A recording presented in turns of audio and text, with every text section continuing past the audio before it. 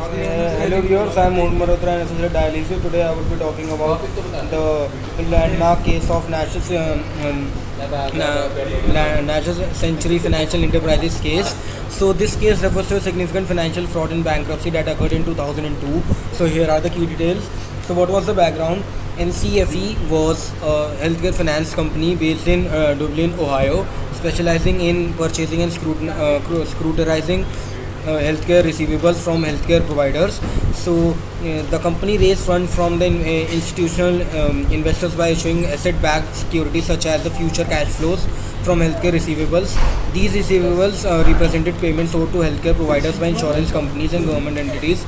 So NCFE engaged in fraudulent practices, including misrepresenting the quality and quantity of the healthcare receivables, overstating revenues, and concealing the significant financial problems from investors and auditors. NCFA executives manipulated the company's financial statements to artificially inflate the value of the healthcare receivables, making them appear more valuable and less risky than they actually were.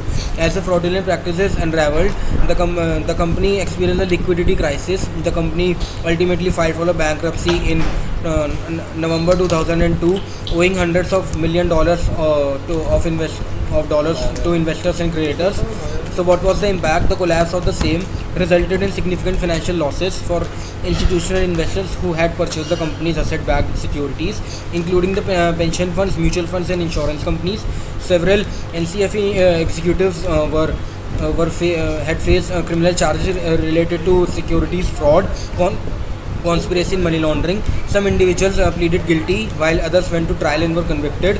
So the case founded scrutiny of regulatory oversight, as the question arose from the adequacy of due diligence and monitoring by regulatory bodies responsible for overseeing the company's operation. In the aftermath of the company's bankruptcy, efforts were made to recover funds for investors and creditors. The bankruptcy state pursued legal action against the auditors, advisors, and other parties alleged to be complicit in the fraud. So, what were the lessons and reforms? The NCFE case highlighted the importance of robust financial oversight, transparency, and due diligence in the financial industry.